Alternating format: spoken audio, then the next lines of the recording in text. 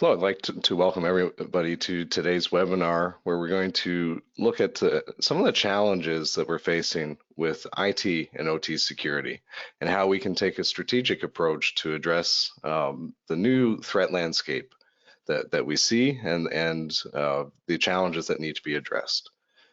Today I have Daniel from Atorio and Ruby from Cy with me. Welcome, gentlemen. We'll get into questions in a little bit, but before we start, I just want to level set and define IT and OT and perhaps some of the trends that we're seeing. So when we talk IT, we're talking the data and flow of digital information. And then when we talk OT, very simple terms, it's the operation of physical processes and machinery used to carry them out. So some very distinct differences. But as we've seen, and actually Atorio in a CISO survey that we conducted earlier this year, digitization is really changing this landscape to where we have the introduction of data into OT. And we think that this drives some distinct needs and change in approach to how we best defend and protect these environments. So excited to jump into this today with you, gentlemen.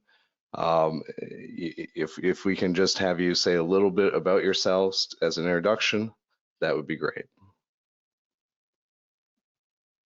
So yes, I will start.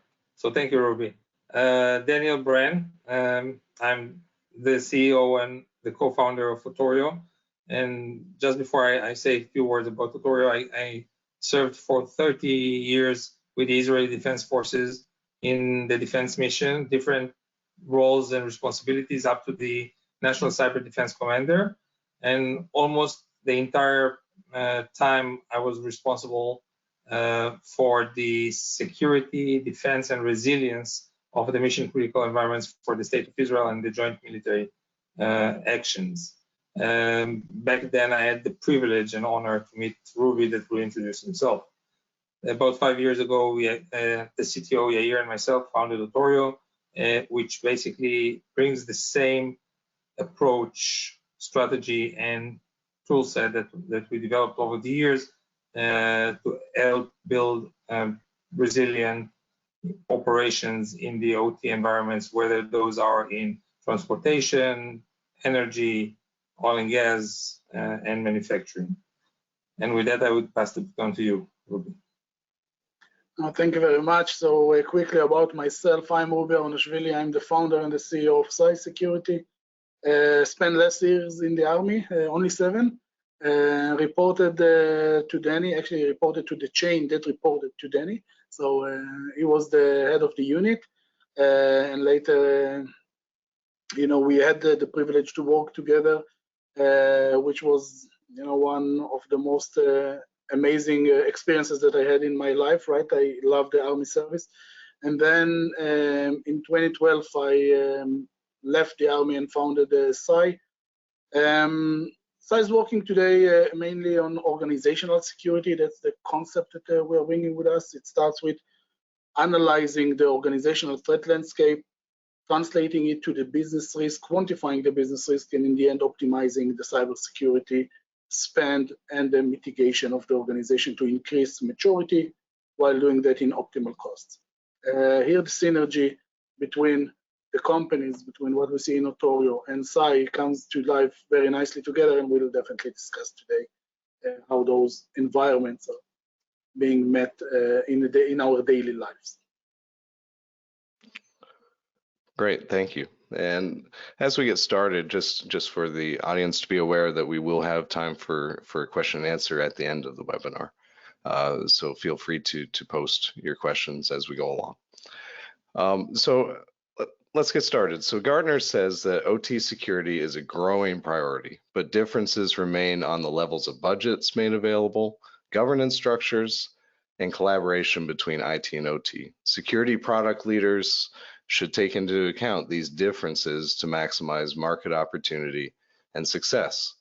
So, gentlemen, what is OT security versus IT security? And is it really separate? or are we entering a more connected world? Maybe I'll go to Danny first. So thank you, Dave, for the question. I think that this is a type of maturity growing within the security environment. I would say that there are some basic unique tendencies to the OT environment that varies from the IT environment. But as they evolved in two different sections, where the IT was more of a enterprise corporate type of development and the security matured over the last 15, 16 years, I would say that the automation systems that are the heart and backbone of the production floors and the data flows of the operational environment, they were more siloed. They were developed in a type of black box, which performance was their main target. But as digitalization, as you said, has kicked in and brought not only connectivity, but also in even advanced technology to some extent, we see now a unified attack surface. And once you need to defend those operational processes, make sure that your production is resilient, and make sure that the connection between the corporate IT, the cloud that comes from outside, third-party vendors, and the multi-generation, multi-vendor OT environment, you need to make sure that you have a cohesive type of approach. Now, due to the tendencies, as I said, that we'll probably discuss into details later, you find organizations struggling both with the governance, maturity plan, roles and responsibilities, but also allocating resources to the revenue generating part of the organization. So I think this is one of the main challenges we see today within this environment. Yeah, I can definitely agree. And one thing that becomes clear, and maybe when later we'll discuss some of the examples that we see in the market to latest attacks, even if we like it or not, the connectivity between IT and OT environments is there. Connected environments, that's something that will only be increased in the future. I don't see that going backwards.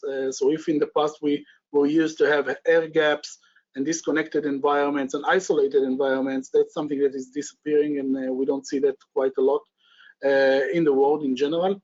As Danny mentioned, there are some fundamental differences between the environments. That's why using IT tools maybe to mitigate risks in OT environments, that's something that will be a little bit difficult. So of course you need to take the special concept, the special fundamental architectural concepts into mind, and of course based on that to build a relevant maturity plan for those environments. However, when you look at an organizational level, you must think about it this way. This is the organization. So you have IT, you have OT, but this is part of the same organization. In the end, you have the same objective that can be around the revenue generating environment of the organization, as Danny mentioned.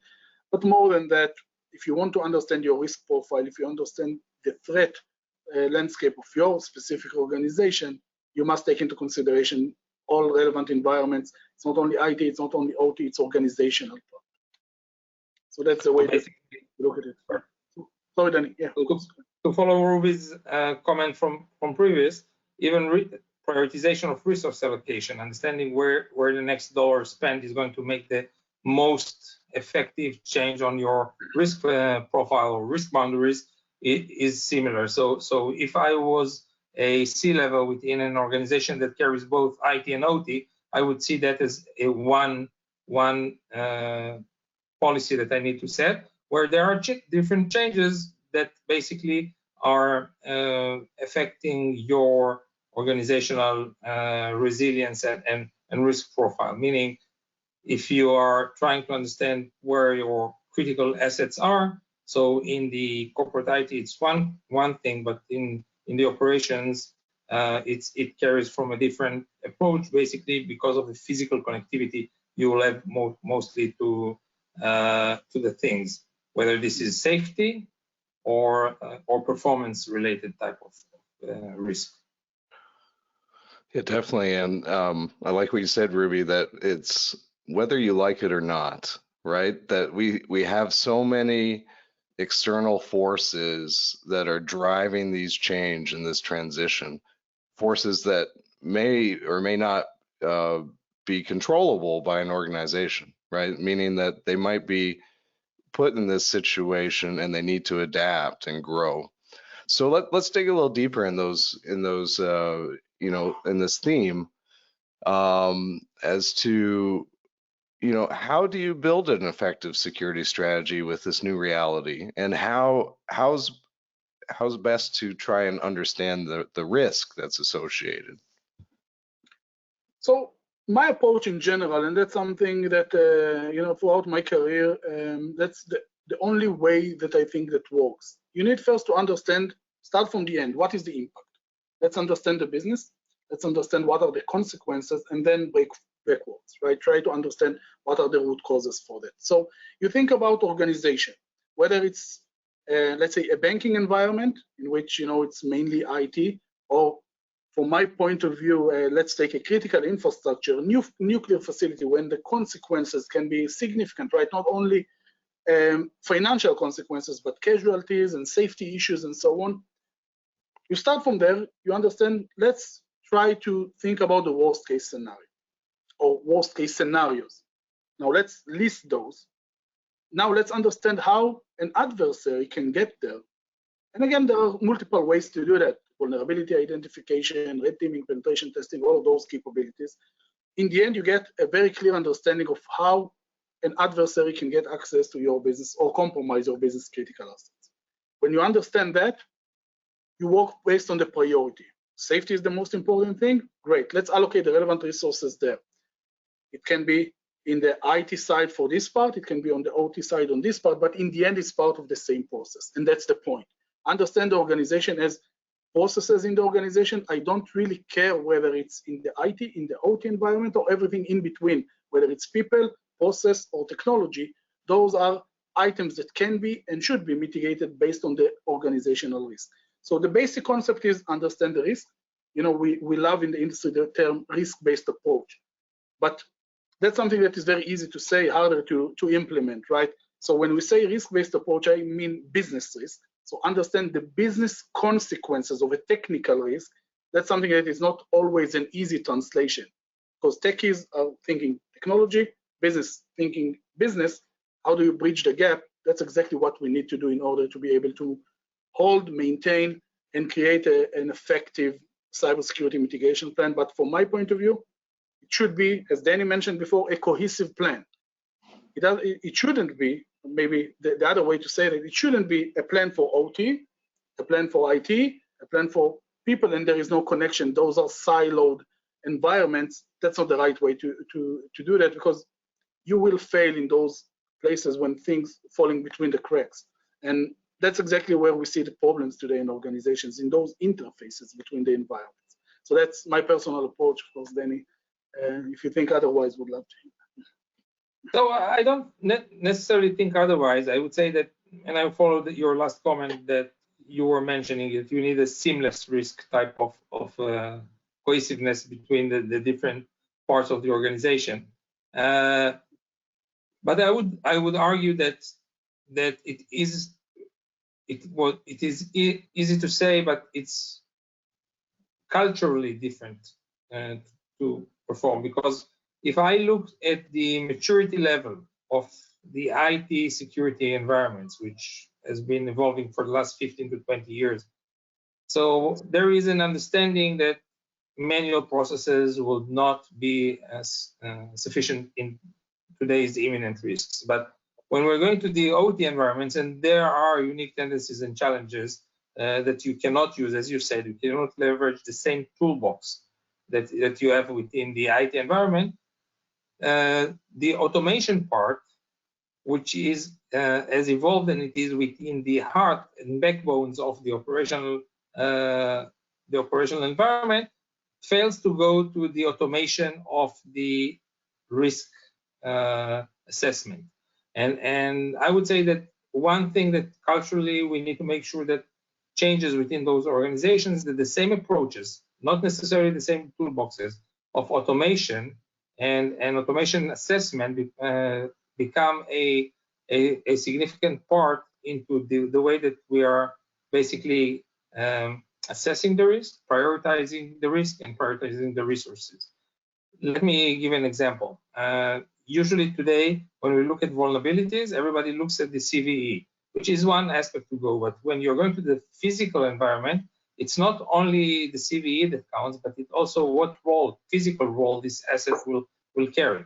If a PLC from Siemens has a vulnerability, and on one hand is responsible of the high pressure furnace, and on the other hand is responsible for just a lightning, then the risk that he carries with him, both to safety and productivity, are different profiles. So it's not enough to use the vulnerability, but also because in some cases, and we'll talk probably about that, patching is not option in those type of environments. So the exploitability of a certain vulnerability is also something that needs to be automatically calculated into the risk. So I would say that carrying safe assessments in order to bring in another piece for this cohesive risk profile today is a very, it's not just as a technical barrier, because we know that it can be overcome with it within Autorio, but it is more of a cultural barrier that needs to be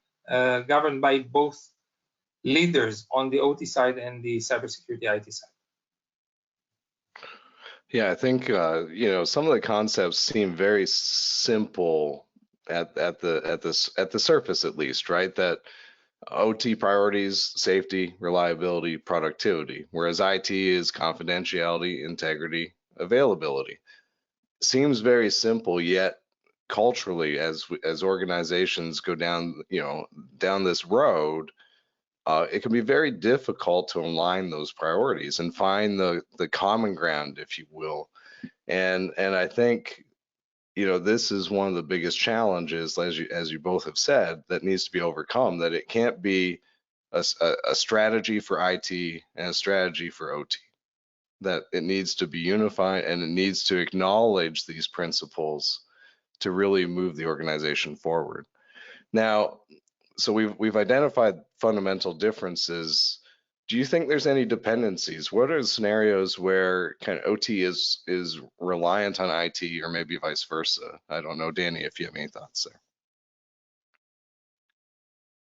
So I would say that this connectivity brings into place and basically the interdependency between the IT and OT about in risk.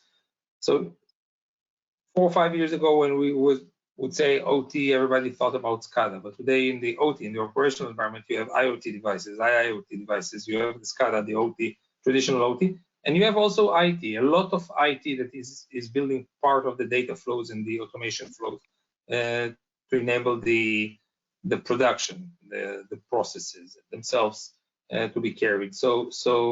And some of the services that the OT environment consumes comes from the IT zone of the organization, whether we like it or not, especially when it comes to the human resources, human users, but not only credentials, etc. So there is an interdependency between those two environments. And at the end of the day,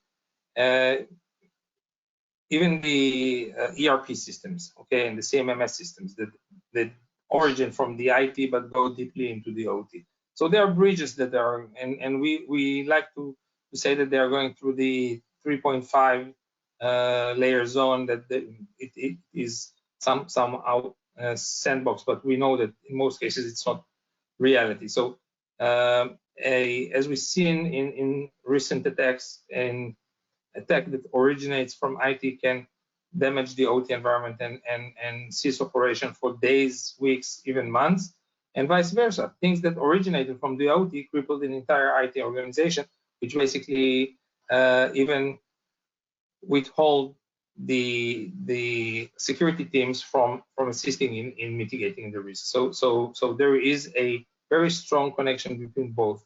As Ruby said before, looking at those as two separate silos with zero interconnectivity and zero inter-effect between both of the environments is the wrong approach. You need to look at that as one cohesive enterprise or organizational environment and deal with different segments with the proper tool set. Yeah, For sure. Ruby, anything to add? Yeah, I can just add to it maybe, the fact that when you take into consideration some kind of scenario analysis for your business continuity plan, for example,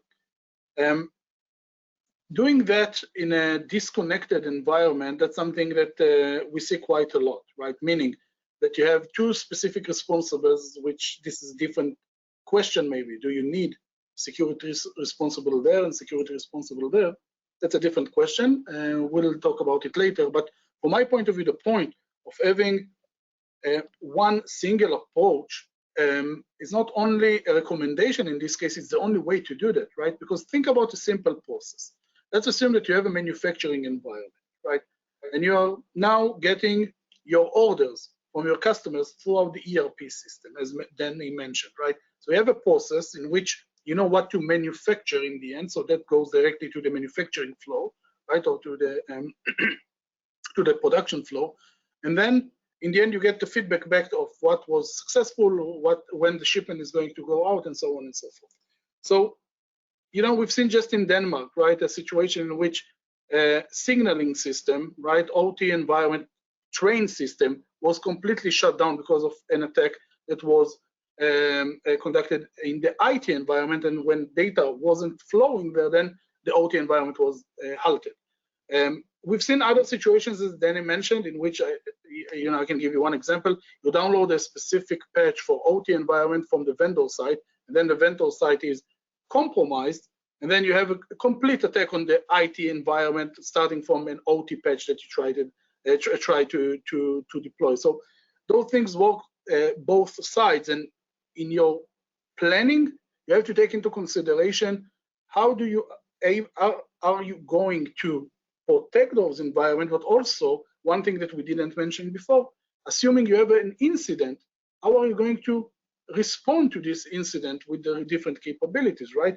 Because incident response capabilities in IT, that's one skill set, in OT, that's another skill set, but sometimes you need to manage an incident that starts there and went there, or vice versa. And for that, you need to have at least the mental understanding that that's the situation, taking this mental understanding to a translation into the BCP, the business continuity planning, and have the relevant processes and procedures to support it in case of a crisis. So it's not only dependency to your original question, it's something that is mandatory. It's not just a simple dependency, it's something that is the heart of the living function of the organization.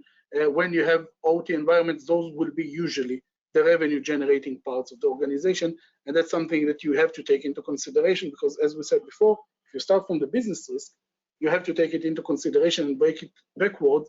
Then this is a single process. There are no several processes, only a single one. Right. And just to add a little bit more complication to what Ruby said, of course. Most of the organization have evolved over the years in a multi-vendor type environment because they didn't want to have a vendor lock type of dependency with the automation, I mean, but not only with the automation. So a lot of those automation vendors have connected warranty with the ability to touch the environment. So now you need to carry an incident response in a multi-vendor type of environment, which if you are trying to do an incident response process, then you need to operate 3, 4, 5, 6 vendors at one time, or take the risk that you would lose warranty. This is also something that, as we said, we need in our BCP program to be notified, but not only that, to be exercised, tabletops, and doing some other drills to make sure that once, unfortunately, you have an incident, you know how to carry that as quickly as possible with as little impact on production as possible. Yeah, for sure. And it really does speak to a required level of maturity, right? That the cross training, the practice, the tabletops, all of those types of exercises to truly understand what impact there is between IT and OT. Great example with the trains in Denmark, where it just appears like there wasn't an awareness, right? And I think organizations, as they mature, will gain, a deeper understanding of this. But as we look at this theme of maturity, and certainly spending on OT security is expected to, it's going to continue to rise, and because of the increased awareness and regulatory pressure and industrial transformation, that's all good. But question for Dan: how would you define the maturity of OT security? So before I define the maturity, or try to define the maturity, I would say that insurance is also a big significant part now today. And I'm not just aiming at cybersecurity insurance, the insurance that covers your incident response.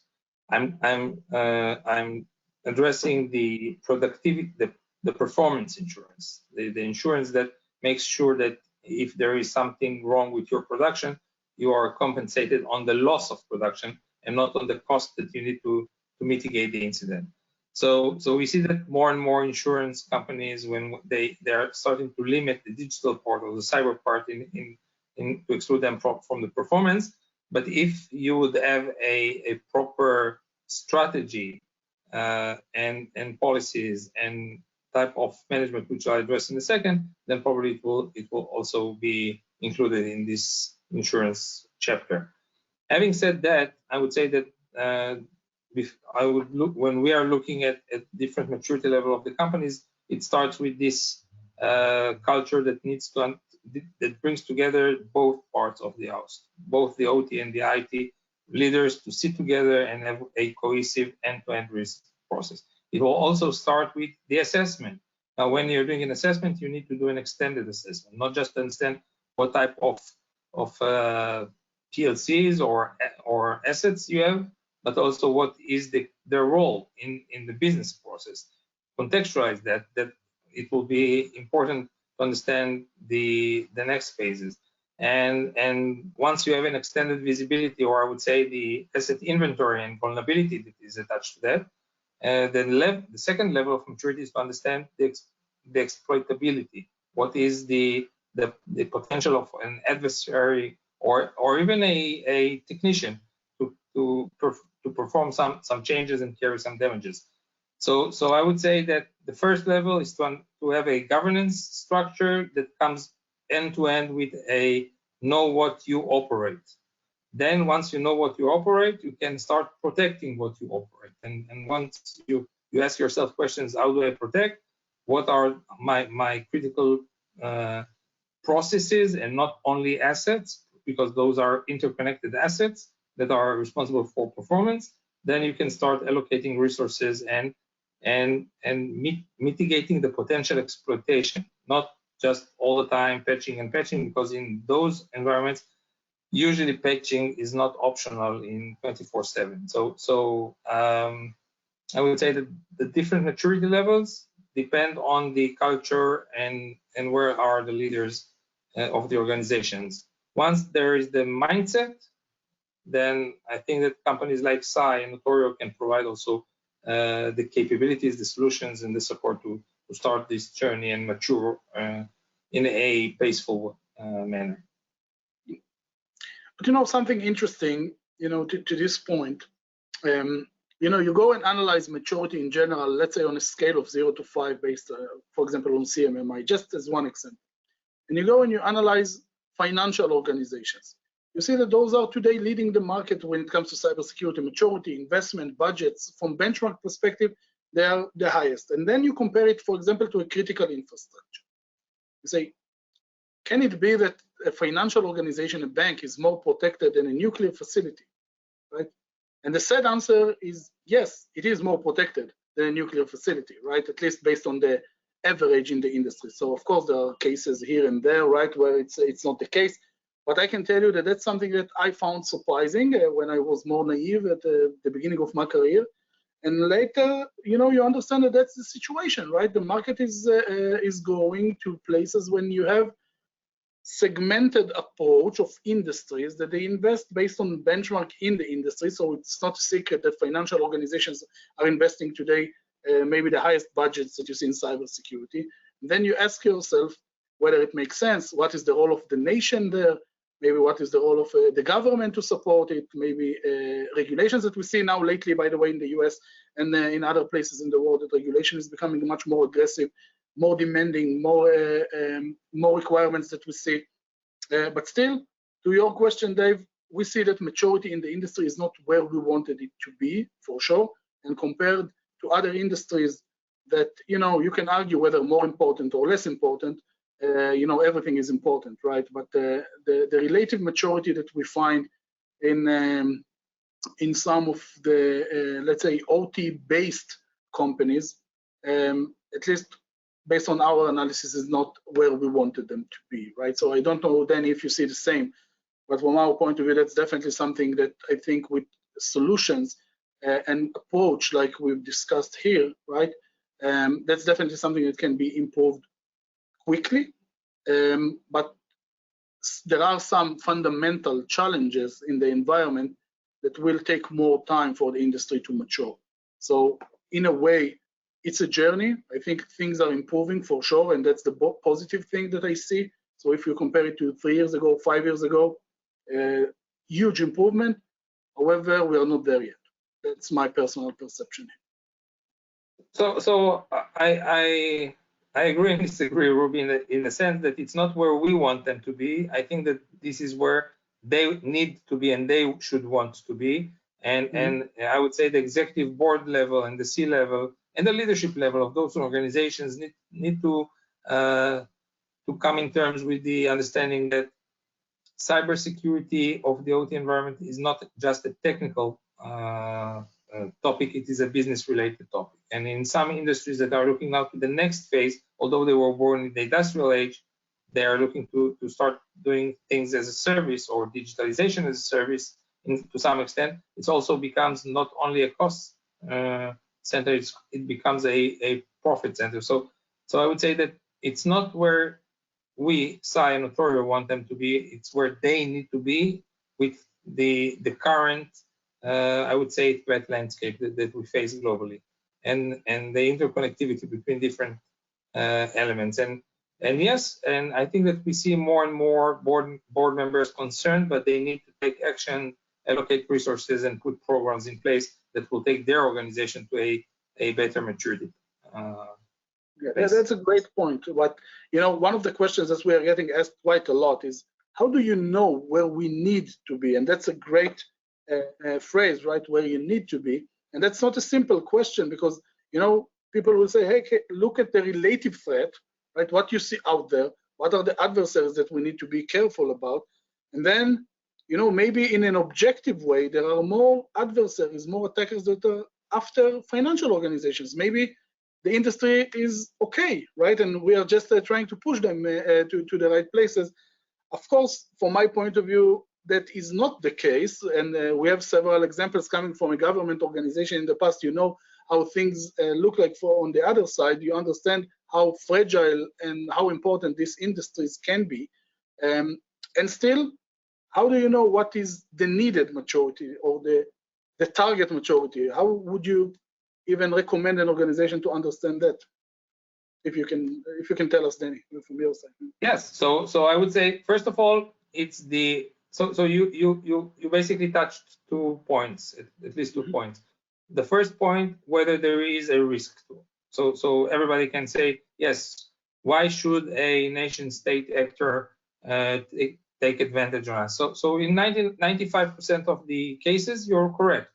A nation state would not look at the market, but as we've seen, there was a proliferation of very potent capabilities into what we call the cyber criminal environment now, and there are very strong cyber criminal organizations that see that as a very low-hanging industry or capability, and they will reach out and attack whatever they can, and we see the consequences on a weekly basis, whether in Germany, North America, Denmark that you just mentioned, but all over the world.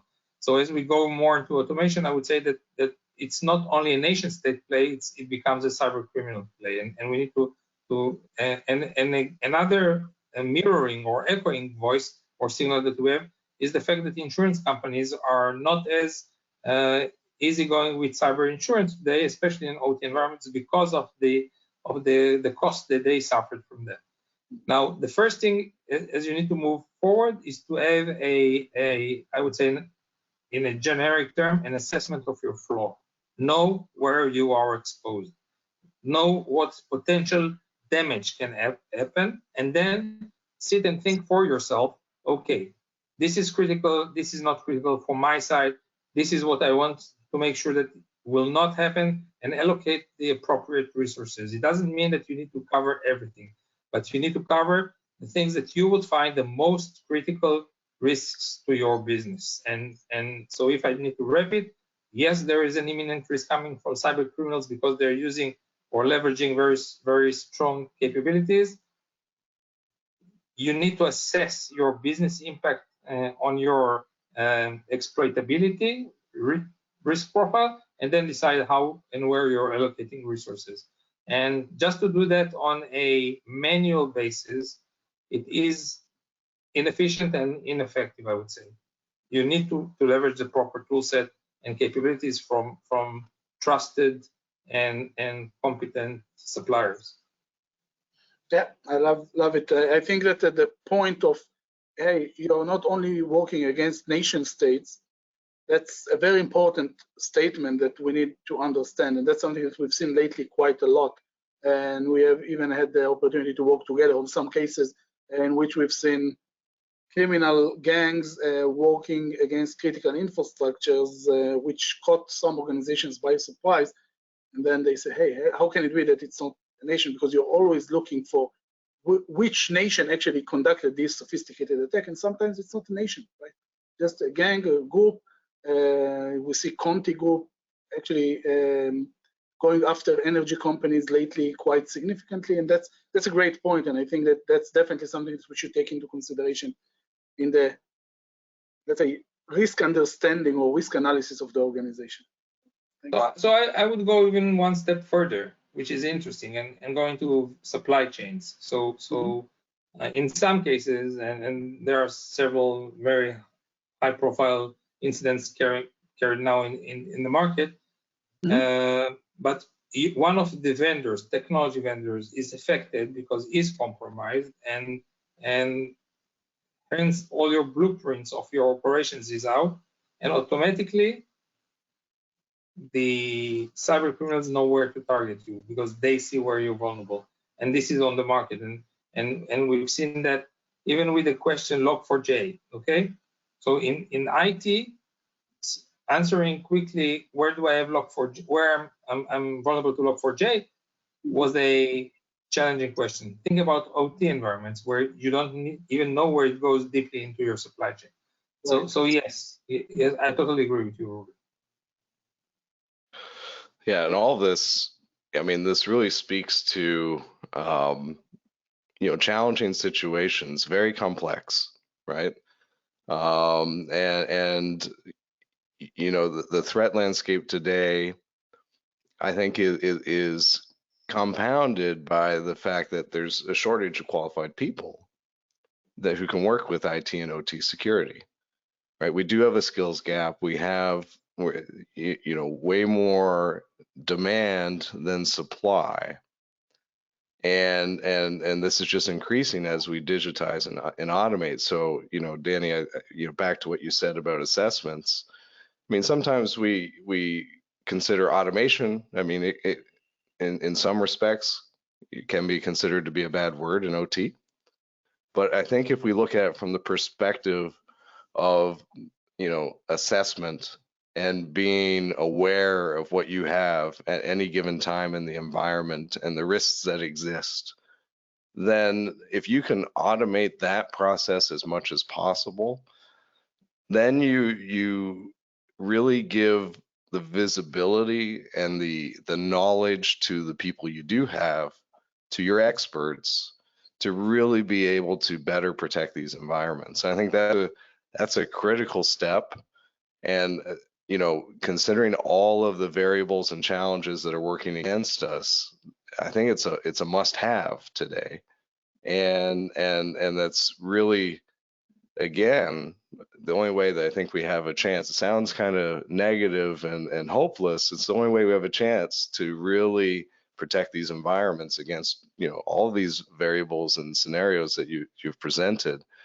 But, you know, the good news is that I think there's great solutions being built, and we see the awareness growing. You know, again, regulatory drove awareness in finance, and now we see the awareness growing as, you know, there's, as I say, you know, that as regulatory is pushing in the OT space, right? And that awareness will continue to drive investment, and I think that's going to help. But I think, you know, as we start to come to a close, let's look to the future. So, you know, this is a question to both of you as to what are your thoughts about the future of IT and OT security? We'll go to Ruby first. Okay. So from my point of view, in the future, and I'm sure that that's something that myself and Danny, we are totally aligned there, I think, it will be security, not IT and not OT security, just security, organizational security. I think that that's the right way to look at it. And still, also relating to your previous point about shortage in skill or in professionals in general, that's a problem that I don't see disappearing anytime soon, right? The gap is still only growing, right, from demand and supply perspective. So having capabilities for enablement, and enablement is a very important thing that you just mentioned, Dave, right? How do you take your professionals and you enable them to do more? So you know that you have few people or fewer people that you can work with. Let's give them everything that they can, or we can give them in order for them to be more effective, and in the end to help organizations to really increase maturity. From my point of view, I see solutions in the near future getting consolidated and providing really cohesive understanding of the organization, as Danny mentioned before. Of course, you still need the unique capabilities, right? As we said before, it's not the same environment, although the risk is the risk for the organization, cohesive. We talked about how it should be consolidated. Still, you must have those capabilities that are special for the OT environment, for the IT environment, and for the interfaces. But decision-making, conclusions, budgets, prioritization must be done on a global organizational level without any separation. The bits and bytes, yes, this will still be different approach, different capabilities, because you must have that differently. As we started, those are different environments, different concepts. You know, IT system is built for 3 to 5 years. OT system is built for 15 to 50 years, right? So it's not the same problem. However, the impact, consequences is really the same for the organization. So that's how I see it. And, you know, I know that I'm aligned with Danny there, so maybe it will surprise me and say that it's totally disagree. No, I wouldn't say that. I would just add another. So we alluded at one significant point. And the skill gap is not a very simple statement. So when you have multiple stakeholders that basically need to do this cohesive risk, you have different practitioners. You have practitioners on the operational side, and you have practitioners on the IT side. So to which skills gap are we addressing? To those or those? So I would say that based on what Dave, you said, I think that automation has narrowed or breached the skill gaps even in other domain. It definitely can do that. But what we need to remember, and this is where I'll take Ruby's comment a little bit further, is we need two things. We need a collaboration practitioner capability, practitioners collaboration capability, because we need practitioners on both sides of the house to work together. So they need to have a capability to collaborate seamlessly and resolve the problems, because you cannot, let's take a large enterprise organization with as multiple global sites. You cannot look for an IT practitioner that sits in the headquarters to be able to understand what is happening now in 7 hours difference in a different continent on an incident that is now on a production floor. So they need to collaborate, they must collaborate on this. So I would say this is the future. It's not only having the automation and the platform consolidation of technologies. And the other part is remembering it's not only cyber, it's cyber and physical security. It's not just IT and OT unifying into security, it is into the cyber physical security, because in a lot of cases, even if you take an airport as an example, or you take a mining organization or a metal processing organization, there is a physical aspect to this in the operational world, transportation, whatever you'd like, even in a financial organization that Ruby mentioned, and yes, the IT is a significant part, but we have building management systems and that are basically operational environments that can disturb the entire operations of the financial institute. So I would see IT and OT unifying, security unifying into cyber physical security, and that take both aspects. And we would see platforms that not only deliver value and functionalities within the silos, but enable collaboration of practitioners from both sides of the house, because both sides of the house are going to be a part of our life for the next 15 to 20 years. Yeah, for sure. And I think the future's bright, right? Like in terms of innovation, digitization, those are all positive things that have implications that we need to consider. So, you know, I really have enjoyed this discussion, and I think that there's a lot of food for thought in what we've discussed, and some very tangible steps that organizations can take to address the risks, not just today, but also tomorrow. And so, you know, I think this has been a great discussion. Now we'll open up for Q&A and have a little time for going through some quick questions that have come in. So let's get through a few of them in the time that we have. So first question, can you please elaborate on the possible security issues that could exist with legacy OT systems? Maybe we'll go to Danny. Why always Danny starts? I don't know. Ruby will seems like is in a so I would say that again, most OT technologies over the years were developed to do performance. They don't have any inherent security thinking behind them. So this brings, so you're taking now, especially as you go back into the legacy systems 10 years ago, 15 years ago, which are still working and they're performing tremendously. So on the one aspect, it works. So if it's ain't broke, why fix it? But on the other hand, they're not ready to be exposed to the outside world, because they were not developed with security concepts inside. A lot of those technologies cannot even carry some of the IT capabilities that today enable expanding security into the operations. So I would say that, and there, some of them are even not in support by the vendors. So they don't have any patch. So the question whether patching is an option does not exist. I would say that basically legacy OT security as the challenge that was not designed to stand today's threat landscape, especially the connected threat landscape. They cannot carry any even in the if you want to put something in front of them, it will put some delays in the line. It will create might create a disturbance in production. So they cannot carry IT similar to IT security technologies. And thirdly, they are that obsolete that they even don't have any patches to vulnerabilities that are identified. Ruby, do you think differently?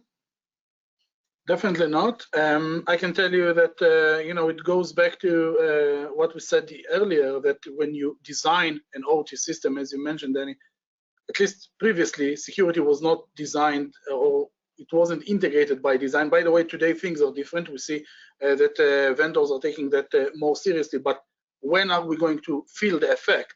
Let's do a quick math, right? Let's assume that now we have something that is being designed. It will be prepared, architect, engineered, deployed in the next, let's say, 3 to 5 years.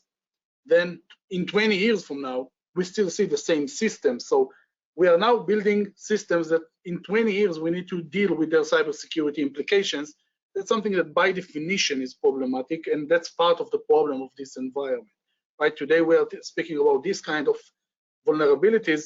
Tomorrow we have quantum computing and we have other things, and who knows even if those encryption algorithms that we are using, which are not being used unfortunately in most environments, but let's assume that we have them. Even we can't even know at the moment if those will be relevant, or actually we can know it won't be relevant, right? So today, you're going to an electricity company, you're going to a manufacturing environment, you see Windows 95 and you see Windows 2000, and lately I've been in a place that I've seen Windows 7 and I said, wow, that's extremely modern. But Windows 7 is not supported anymore by Microsoft, right? So it seems modern, right, as it's not Windows 95, but still that's very, very old, and that's something that the legacy problem is a problem that will be very hard to, let's say, to bridge in the near future. In the environment itself, external protection, virtual patching, other capabilities must be taken into consideration here in order to protect it and allow more smooth and seamless integration of security capabilities into the environment. So I don't see that being built in the environment, unfortunately, but only as an external protection to those environments at the moment. Yeah, great answers for sure. Now, another question. What are the most important questions to ask when choosing an OT security vendor? So I would try and tie several points that we addressed over this throughout this webinar. Let's start with Ruby's last point that says, okay, a lot of the technologies that we're developing today will be architecture deployed in the next 5 years, but then you will have also, because of the investments you already made, you will have also 15, 20 years type of environments, and we don't know where it's going to be. We also address the maturity level and where to start, and start with assessment, then go to the next stage. So I would say that if I was responsible for the OT security, or let me stand corrected, for the cyber physical security of an organization, because there isn't any IT and OT security, there is just security that we need to put in place, I would ask, what is the platform that can support me throughout the journey? If you are selecting a tool that can solve today your current problem, when you get to the next phase of maturity, then you'll understand that you need another solution. And if you do that on a step-by-step type of solution, then by the end of the journey, you will have multiple solutions that you need to integrate in order to have a cohesive, even risk profile assessment. So I would say that the most important thing when you are selecting today your partners to this journey is to be able to see that they can support you throughout the journey, and wherever you evolve in the maturity level, different technologies, you introduce new technologies along those legacy technologies, you can have the foremost coverage that you can do. And the second thing is I think that it is underserved. You have practitioner collaboration, because this type of multi-stakeholders will continue to be a part of this world. So if you select a capability that runs cohesively throughout your organization and can scale and mature with your place and can support all stakeholders, I think that this is a good starting point. So the questions needs to be around what type of assistance in assessment, in attack surface management, and in risk management you will need throughout the next 5 to 10 years, and what type of practitioners you have in your organization, and then by answering those questions you can select the most appropriate tool. I think those are great questions. I will add maybe something that is one step before even. Two things that you need to take into consideration that are extremely important. First, experience. Again, working in this environment, if you don't have the relevant experience, if you don't know how to touch those environments, I would recommend both vendors and customers not to do that, right? The potential risk there is so high. We've been in so many cases in which we've been called in saying, hey, we use this and this vendor. They actually try to exploit this vulnerability with Metasploit, and they broke the entire environment down. Please help us to recover, right?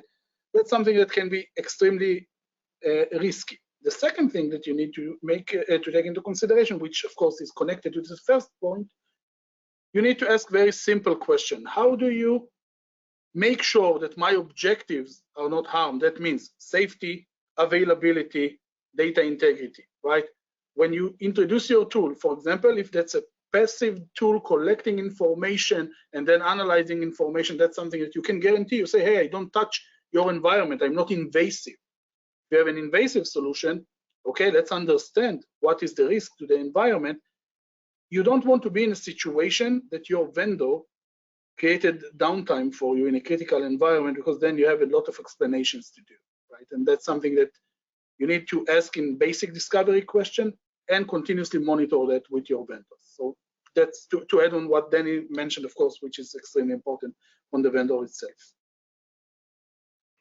For sure, and that, great answers, and I think it really speaks to as well being able to judge the security posture of the vendor you're considering as well, and what is their focus on security, what's their level of certification. All of those factors, I think, are people are becoming more aware of, and these are the things we need to talk about for sure. And unfortunately, we're at time for today. So again, I really do appreciate the conversation, gentlemen. I think it's been great, and we've covered a lot of great topics, and there's always more to be said. But I also like to thank everyone for attending, and this will no doubt be the first in a number of webinars, and we're always happy to be available to answer questions and to talk about the future of OT security and IT security, or as we've now established, what should just be called security. So with that, again, thank you everyone, and be safe. Thank you. Thank you all. Thank you, Ruby. And thank you, Dave. Thank you, Dave. It was a pleasure.